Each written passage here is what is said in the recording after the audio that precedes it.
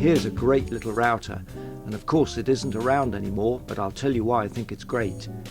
I was given this router by Bosch back in 1989 when I wrote The Incredible Router. And amongst numerous routers from various manufacturers that I featured in the book, and indeed in my later routing videos, this one stood out as being particularly useful for single-handed work. What did I just mention? Okay, today health and safety people would probably put you in jail for even thinking about single-handed routing, but I've never ever had an accident with a router in over 40 years, so I hope there's no law stating you can't use a router with just one hand.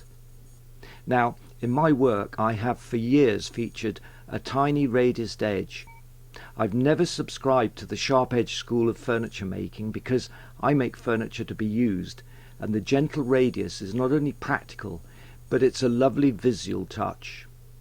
Of course, if you're making a trinket box, you wouldn't use a router, but you'd soften the edge with abrasive paper. But I'm talking about tables, chairs, kitchen furniture, that kind of thing. Now, what's so easy about this particular router, and I've yet to find another one quite so light and comfortable to handle, is that you simply hold the work in one hand and run the router, set up with a bearing guided cutter, down the edge of the work held in the other hand. Now, whether you work backwards or forwards doesn't really matter because you're taking off a tiny bit of stock, and I like to skate the router backwards and forwards until I can feel through my hands that I've got it smooth.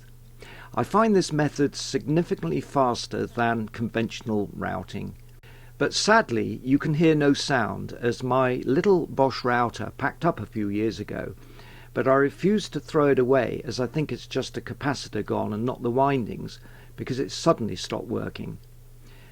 But it was so useful, as I used to leave it set up with a tiny cutter to take the edge off all my furniture. So I better leave now and get onto the phone to Robert Bosch and see if they can help me out. Or I might land up in jail for just using one hand. Now, when I was younger I used to do one-armed handstands, but curiously, although I'm left-handed, I always use my right arm for the handstand.